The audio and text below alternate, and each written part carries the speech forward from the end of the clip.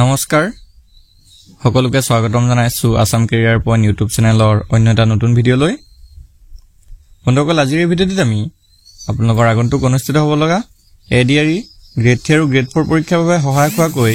গণিতৰ আৰু এটা নতুন ভিডিঅ' লৈ আহিছো এই ভিডিঅ'টিত আমি কিছুমান সহজ পদ্ধতিৰ জৰিয়তে আপোনালোকক কোৱেশ্যনসমূহ কৰাই দিবলৈ চেষ্টা কৰিম যাতে আপোনালোকে খুব কম সময়ত এক্সামত গৈ এনে ধৰণৰ প্ৰশ্নসমূহ কৰিব পাৰে তো ইয়াৰ আগতে আমি কেইবাটাও ভিডিঅ' আপলোড কৰিছো যদি আপোনালোকে চোৱা নাই তেনেহলে ডেসক্ৰিপচনত দিয়া লিংকৰ পৰা আপোনালোকে আগৰ ভিডিঅ'সমূহ চাই ল'ব বন্ধুসকল আজি ভিডিঅ'ৰ প্ৰথম প্ৰশ্নটো কি দিছে চাওক এটা সংখ্যাৰ 5% যিমান 500 টকাৰ 12% হিমান তেন্তে সংখ্যাটো কি হ'ব তো গণিতৰ প্ৰশ্নসমূহ আপোনালোকে যেতিয়া কৰিব তেতিয়া ভালকে প্ৰশ্নটো পঢ়ি ল'ব দুবাৰ তিনিবাৰকে প্ৰশ্নটো পঢ়িব তেতিয়াহে আপোনালোকে ইজি পাব সলভ কৰিবলৈ কি কৈছে চাওক এটা সংখ্যাৰ 5% যিমান 500 টকাৰ 12% হিমান তো আমি ধৰি লৈছো নৰমালি সংখ্যাটো x বুলি তো x ৰ 5% যিমান 500 টকাৰ 12% হিমান 500 টকাৰ 12% হিমান তো আমি এই x সংখ্যাটো উলিয়াব লাগে তো আমি ধৰি লৈছো x সংখ্যাটো x তো x ৰ 5% মানে কি x পূৰণ 5/100 আৰু 500 টকাৰ 12% মানে কি 500 into 12/100 এতিয়া চাওক 0 এফালে যদি আমি কাটো 0 0 কাটা যাব ইয়াত 0 0 কাটা যাব 5 এ যদি 100 কাটো যাব 20 বাৰ তো এটা হৈ গল কি x পূৰণ 1/20 আৰু এফালে হৈ যাব 5 into 12 কৰিলে 5 বাৰং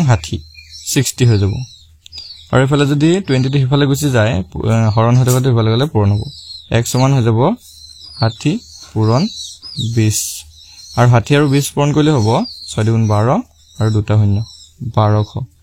তো চাওক x ৰ ভ্যালুটো লাই যাব 1200 তো সংখ্যাটো হ'ব 1200 অপচন বি টো হৈ যাব শুদ্ধ উত্তৰ অপচন বি টো হৈ যাব শুদ্ধ উত্তৰ তো আকৌ এবাৰ বুজাই দিছো চাওক কি কৈছে এটা সংখ্যাৰ 5% যিমান 500 টকাৰ 12% হিমান তেন্তে সংখ্যাটো কি হ'ব তো চাওক ধৰি লৈছো আমি সংখ্যাটো x এটা x ৰ 5% x ৰ 5% হৈছে 500 টকাৰ 12% 500 টকাৰ 12% মানে এই দুটা সমান 500 টকাৰ 12% এতিয়া আমি ধৰিছো x ৰ 5% মানে কিমান মই পাৰ্চেন্টটো আগতে আপোনাক কৈছো যে পাৰ্চেন্ট থাকিলে হেতু এটা ভগ্নাংশত লৈ ল'ব 5/100 আৰু ইফালে 500 পূৰণ 12/100 এফালে 100 ৰ দুটা 0 আছিল 500 দুটা 0 আছিল কাটি গল এফালে 5 এ যদি 100 কাটো যাব 20 বাৰ এটো হৈ গলগে x * 1/20 আৰু এফালে হৈ গলগে 5 * 12 5 * 12 এটা 5 * 12 কৰিলে আকৌ 5 বাৰ 60 তো x এফালে 20 টো হৰণ হৈছে এফালে গুচি গলে হৈ যাব পূৰণ মানে 20 * 60 20 * 60 হৈ যাব কিটো 2 বাৰ 2 * 12 1200 তো x ৰ ভ্যালুটো লাগি গল আমাৰ 1200 অপচন বি টো হৈ যাব কাৰেক্ট आंसर তো আশা কৰিছো সকলোৱে বুজি পাইছে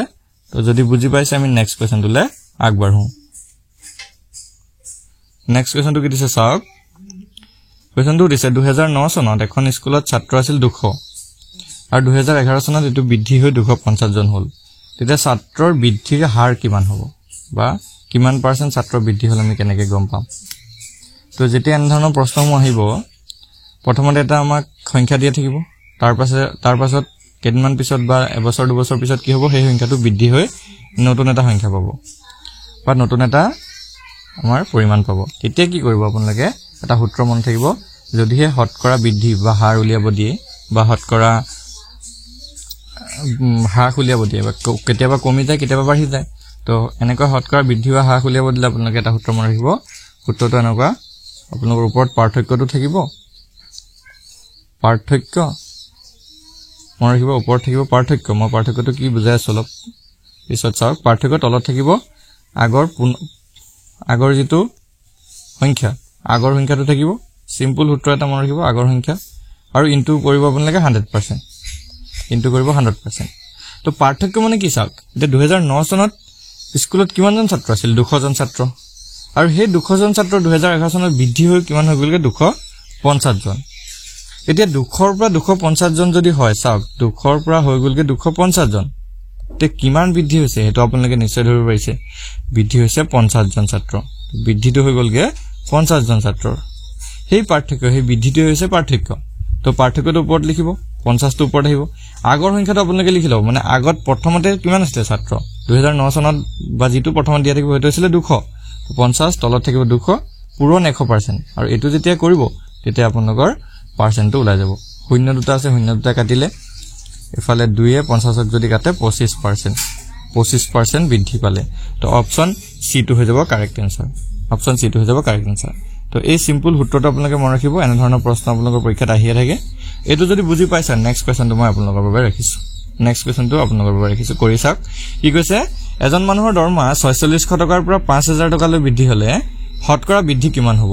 তো চাওক ইয়াতে এটা প্ৰথম সংখ্যা দিয়া আছে আমাক যে এজন মানুহৰ দৰমহা আছিল প্ৰথমতে 4600 টকা তাৰপিছত কেইদিনমান পিছত 22 বছৰ 2 বছৰ পিছত কি হৈ গলগে হেতু 5000 টকালৈ বৃদ্ধি হৈ গলগে এতিয়া কিমান বৃদ্ধি হ'ল তো কিমান বৃদ্ধি হলে তো আমি ধৰিব পাইছো 4600 টকাৰ পৰা 5000 লৈ মানে 400 টকা এটা বৃদ্ধি হ'ল যেটো পাৰ্থক্য হেতু হৈ যাব 400 টকা তো এতিয়া শতাংশত যদি উলিয়াব দিয়ে শতকৰা বৃদ্ধি যদি উলিয়াব দিয়ে কিমান হ'ব আপোনালোকে এবাৰ কৰি চাই লওক তো এই প্ৰশ্নটো এবাৰ কৰি আমাক কমেন্টত জনাই দিয়ক উত্তৰটো আমি আপোনালোকৰ কমেন্টসমূহ পঢ়ি চাম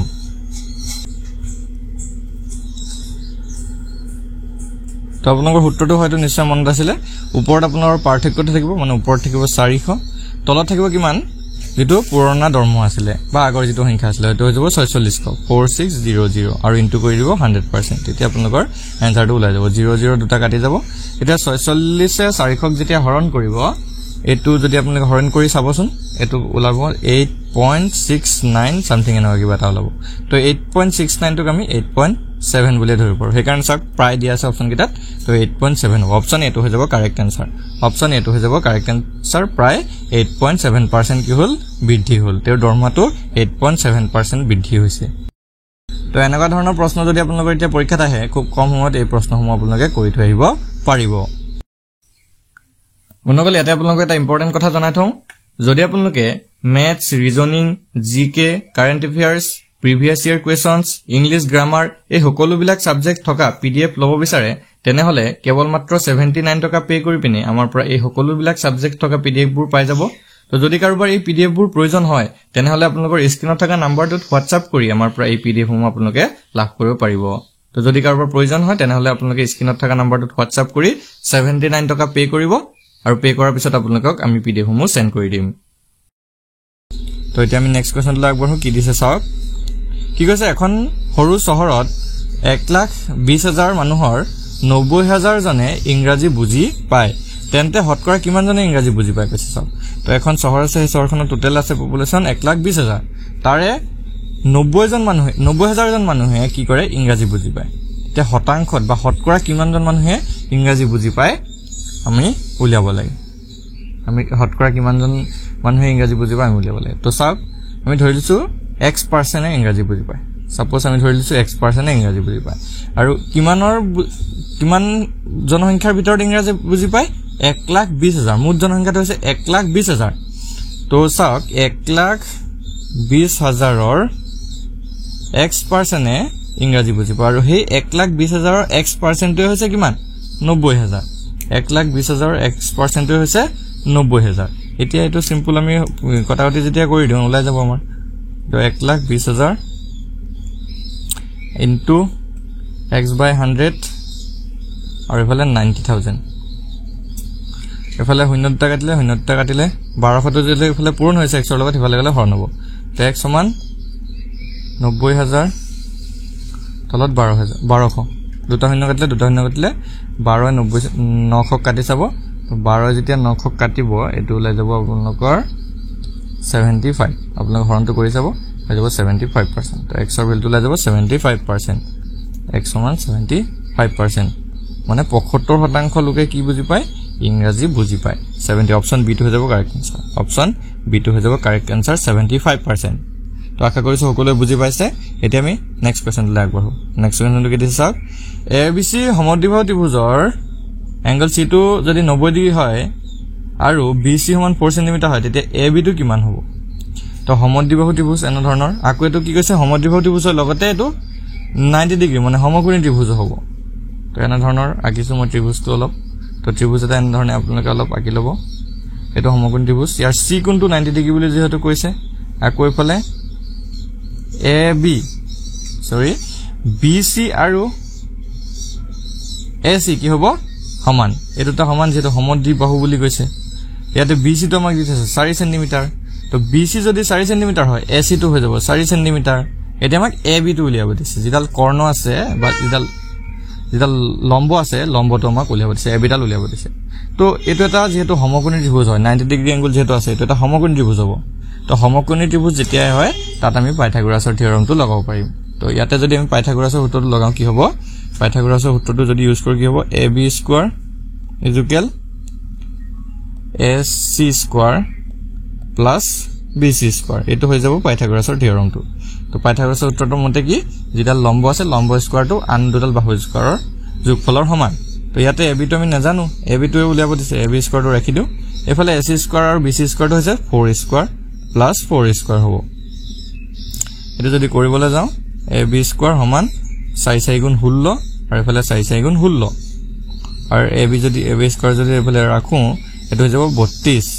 আৰু AB স্কয়াৰটো যদি ইয়াৰ পৰা উঠাই দিও আমি এফালৰ পৰা সমান চিনৰ এফালৰ পৰা AB স্কয়াৰটো যদি উঠাই দিও AB হৈ যাব আৰু এফালে বহি যাব √32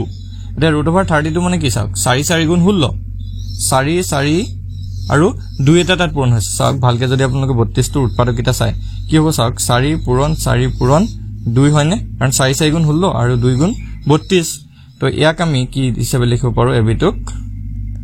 4√2 হিচাপে লিখিব পাৰো 4√2 হিচাপে ইয়াক লিখিব পাৰো কাৰণ দুটা 4 পৰা এটা 4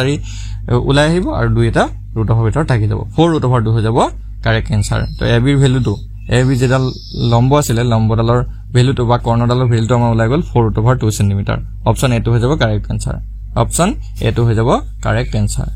তো আশা কৰিছো সকলোৱে বুজি পাইছে এতিয়া আমি নেক্সট কোৱেশ্চনটো লাগবাৰো নেক্সট কোৱেশ্চনটো কি দিছে চাওক কোৱেশ্চন নম্বৰ এটা সংখ্যা দিয়া আছে আমাক 9876547 সংখ্যাটোত হাত দুটাৰ স্থানীয় মানৰ পাৰ্থক্য উলিয়াব দিছে তো দুটা হাত আছে চাওক মই সংখ্যাটো এবাৰ লিখি দিছো 987 ইয়াতে এটা 7 আছে 6547 লাষ্টত এটা হাত আছে আৰু সংখ্যাটোৰ 3 নম্বৰত এটা হাত আছে তো চাওক এই দুটাৰ স্থানীয় মানৰ পাৰ্থক্য উলিয়াব দিছে তো স্থানীয় মান কি হয় সংখ্যাটাৰ স্থানীয় মানটো কি হয় হেতু মই আগৰ প্ৰথম ক্লাছত কৰি আহিছো ইয়াত মই অলপ কৈ দিছো স্থানীয় মানটো এটো হ'ব চাওক প্ৰথম হাতটোক ধৰিছো এককৰ স্থানত থকা হাতটোৰ স্থানীয় মান হাতেই হ'ব হাত পূৰণ 1 যদি কৰো তেতিয়া কিমান হ'ব হাতেই হ'ব তাৰ পিছত এক পিছৰ যেটো হাত আছিল একক দশক শতক হাজাৰ অযুত তো ইটো যেটো হাত আছিল এটো চাওক এই হাতটোৰ যেটো স্থানীয় মান হেতু কিমান হ'ব হাত পূৰণ অযুতত কেটা শূন্য থাকে 1 2 3 4 চাৰিটা শূন্য আহিব 1 2 3 চাৰিটা শূন্য আহিব 10000 মানে তো এটো হৈ যাব 70000 ঠিক আছে এটো হৈ যাব স্থানীয় মান তো ইয়াৰ 8 ৰ স্থানীয় মানটো সেম 8 পূৰণ 1 একক দশক শতক হাজাৰ অযুত লাখ তো 8 পূৰণ কেটা শূন্য আহিব 1 2 3 4 5টা শূন্য আহিব এনেকুৱা আহিব ঠিক আছে এনে ধৰণৰ আপোনালোকৰ স্থানীয় মান উলিয়াবলৈ আহে তো এই সংখ্যাটো মই আকৌ এবাৰ কৈ দিছো চাওক 9876547 এই 7 টোৰ স্থানীয় মান 7 এ হয় আৰু এই 7 টোৰ যেটো একক দশক শতক হাজাৰ অযুতত আছে এটোৰ স্থানীয় মানটো হ'ব হাত পূৰণ এটা দুটা তিনটা চাৰিটা শূন্য আহিব চাৰিটা শূন্য মানে 70000 এতিয়া হাতৰ পাৰ্থক্যটো যেহেতু আমাক উলিয়াব দিছে তো পাৰ্থক্যটো আমি উলিয়াই দিও মাইনাস কৰি দিলে হৈ যাব 70000 ৰ পৰা হাত মাইনাস কৰি দিলে আমাৰ পাৰ্থক্যটো ওলাই যাব 10 ৰ পৰা হাত গল থাকিল 3 ইয়াত থাকিলে 9 ইয়াত থাকিলে 9 ইয়াতো থাকিলে 9 আৰু ইফালে হাতৰ পৰা এক যেহেতু ধাৰ কৰি লৈ গল 6 থাকিলে 69993 মানে 69993 অপচন ডি টো হৈ যাব কাৰেক্ট আনসাৰ অপচন ডি টো হৈ যাব কাৰেক্ট আনসাৰ তো এনে ধৰণৰ স্থানীয় মান থকা প্ৰশ্নসমূহ বা সাংখ্যিক মান থকা প্ৰশ্নসমূহ আপোনালোকৰ পৰীক্ষাত আহিব পাৰে তো ভালকৈ আপোনালোকে প্ৰশ্নসমূহ চাই যাব তো এটো যদি বুজি পাইছে আপোনালোকৰ বাবে এটা প্ৰশ্ন মই দিছো চাওক মই এটা সংখ্যা লিখি দিছো 2 মই এটা সংখ্যা লিখি দিছো ধৰক 2 4 5 6 7 এই সংখ্যাটোত 5 আৰু 4 চাওক 5 আৰু 4 ৰ স্থানীয় মানটোৰ যোগফল কিমান হ'ব আপোনালোকে কমেন্ট কৰি জনাবচোন সংখ্যাটোত 5 আৰু 4 স্থানীয় মানৰ যেটো যোগফল সেই যোগফলটো কিমান হ'ব আপোনালোকে কমেন্টত কৰি জনাই দিব কমেন্টত লিখি জনাই দিব তো কোনে কোনে আপোনালোকে এই প্ৰশ্নটো বুজি পাইছে তেতিয়া আমি গম পাই যাম তো এতিয়া আমি নেক্সট কোৱেশ্চনটো লাগব নেক্সট কোৱেশ্চনটোত কি দিছে চাওক 8ৰে আৰম্ভ আৰু 7ৰে শেষ হোৱা 5টা অংকযুক্ত আটাইতকৈ ডাঙৰ সংখ্যাটো কি তো 8ৰে আৰম্ভ হয় আৰু 7ৰে শেষ হোৱা 5টা অংক বিশিষ্ট বা 5টা অংকযুক্ত আটাইতকৈ ডাঙৰ সংখ্যাটো কি হ'ব উলিয়াব দিছে তো ফাৰ্স্ট কি হ'ব 8ৰে ষ্টাৰ্ট হ'ব ফাৰ্স্টৰ যেটো অংক থাকিব হেতু 8ৰে ষ্টাৰ্ট হ'ব আৰু যেটো লাষ্টত থাকিব হেতু 7ৰে শেষ হ'বগে আৰু কেটা অংকযুক্ত হ'ব 5টা অংকযুক্ত হ'ব এটা আটাইতকৈ ডাঙৰ সংখ্যাটো কি হ'ব সিম্পল এনেকুৱা ধৰণৰ প্ৰশ্ন আপোনালোক আহিলে একেবাৰে কম সময়ত মাত্ৰ 2-3 ছেকেণ্ডত আপোনালোকে এটো কৰিব পাৰিব যদি আটাইতকৈ ডাঙৰ হ'লে তেতিয়া কি বহুৱাব 9 9 আৰু 9 কাৰণ চাওক দুটা অংক হৈ আছিল আৰু তিনটা অংক হে লাগে 9 9 9 বহুৱা দিয়ক তিনটা এটা চাওক পাঁচটা অংক বিশিষ্ট হ'লনে 8 9 9 9 7 তো এটো পাঁচটা অংক বিশিষ্ট আটাইতকৈ ডাঙৰ অংক হৈ গ'ল কি অপচন এ টো হৈ যাব কাৰেক্ট আনসাৰ অপচন এ টো হৈ যাব কাৰেক্ট আনসাৰ আৰু যদি আটাইতকৈ সৰু অংকটো সৰু সংখ্যাটো খুজিলে হেতেন যে 8ৰে আৰম্ভ হয় আৰু 7ৰে শেষ হোৱা আটাইতকৈ পাঁচটা অংকযুক্ত আটাইতকৈ সৰু সংখ্যাটো কি হ'লতেন তেতিয়া হৈ যাব 8007 হ'লতেন চাওক 8000 কাৰণ অংককেইটাৰ 0 ৰ পৰা 9 লৈকে যিকেইটা ডিজিট আছে অংক আছে সেই অংককেইটাৰ ভিতৰত 0 টো আটাইতকৈ সৰু আৰু 9 টো আটাইতকৈ ডাঙৰ সেইকাৰণে আটাইতকৈ ডাঙৰটো খুজিলে এটো হ'ব আৰু আটাইতকৈ সৰুটো খুজিলে 80007 হ'ব